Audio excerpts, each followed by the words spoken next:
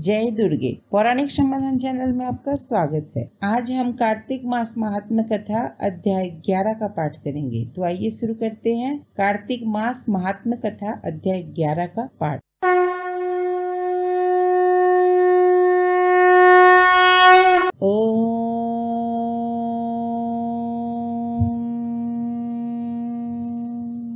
श्री गणेशाय नमः।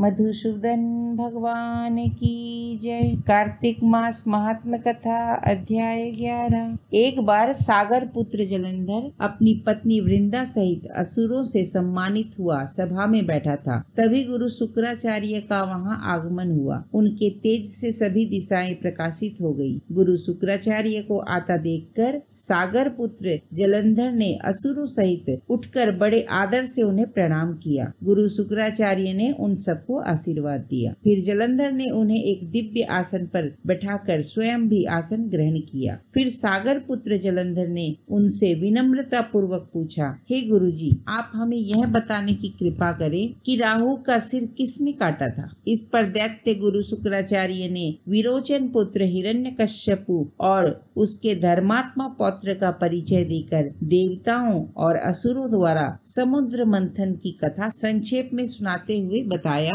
कि जब समुद्र से अमृत निकला तो उस समय देव रूप बनाकर राहु भी अमृत पीने बैठ गया। इस पर इंद्र के पक्षपाती भगवान विष्णु ने राहु का सिर काट डाला। अपने गुरु के मुख से इस प्रकार के वचन सुनकर जलंधर के क्रोध की सीमा न रही। उसके नेत्र लाल हो गए। फिर उसने अपने धस्मर नामक दूत को बुलाया और उसे शुक्राचार्य द्वारा सुनाया गया वृत्तांत सुनाया। तत्पश्चात उसने धस्मर को आज्ञा दी कि तुम शीघ्र ही इंद्रपुरी में जाकर इंद्र को मेरी शरण में लाओ। धस्मर जलंधर का बहुत आज्ञाकारी एवं निपुण दूत था। वह जल्द ही इंद्र की सुधर्मा नामक सभा में जा पहुंचा और जलंधर के शब्दों में इंद्र से बोला, हे देवता धाम, तुमने समुद्र का मंथन क्यों किया और मेरे पिता के समस्त रत्नों को क्यों ले लिया। ऐसा करके तुमने अच्छा नहीं किया। यदि तू अपना भला चाहता है तो उन सब रत्नों एवं देवताओं सहित मेरी शरण में आ जा, अन्यथा मैं तेरे राज्य को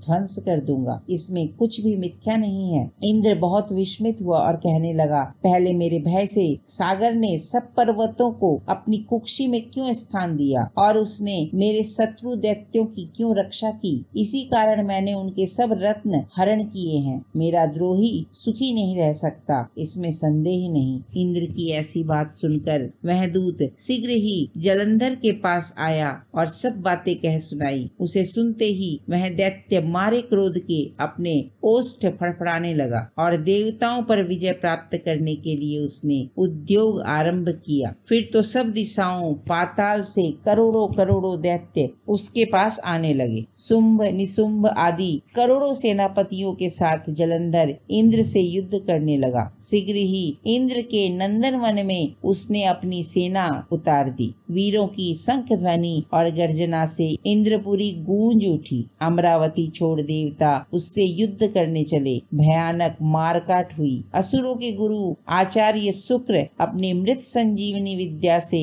और देव गुरु बृहस्पति द्रोणागिरी से औषधि लाकर जिलाते रहे। इस पर जलंधर ने क्रुद्ध होकर कहा कि मेरे हाथ से मरे हुए देवता जी कैसे जाते हैं। जिलाने वाली विद्या तो आपके पास है। इस पर शुक्राचार्य ने देव गुरु द्वारा द्रोणाचार्य से औषधि लाकर देवताओं को जिलाने की बात कह दी। यह सुनकर जलंधर और भी कुपित हो गया। फिर शुक्राचार्य जी ने कहा, यदि शक्ति हो तो द्रोणगिरी को उखाड़कर समुद्र में फेंक दो, तब मेरे कथन की सत्यता प्रमाणित हो जाएगी। इस पर जलंधर कुपित होकर जल्दी ही द्रोणगिरी पर्वत के पास पहुंचा और अपनी भुजाओं से पकड़कर द्रोणागिरी पर्वत को उखाड़कर समुद्र में फेंक दिया। यह तो भगवान शंकर का तेज था। इसमें जलंधर की कोई विचित्रता नहीं थी। तत्पश्चात यह सागर पुत्र युद्ध भूमि में आकर बड़े तीव्र गति से देवताओं का संहार करने लगा। जब द्रोणाचार्य जी औषधि लेने गए तो द्रोणाचल को उखड़ा हुआ शून्य पाया। वह भयभीत हो देवताओं के पास आए और कहा कि युद्ध बंद कर दो, जलंधर को अब